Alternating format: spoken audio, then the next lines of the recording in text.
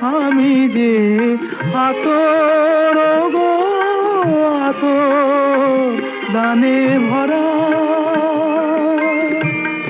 আমারই কাজ হলো যে গন্ধে খুশি করা।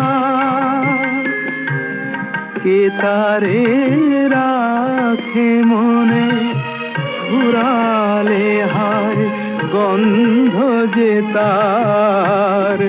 কে তারে রাখে মনে ফুরালে হায় গন্ধ যে তার। আমি যে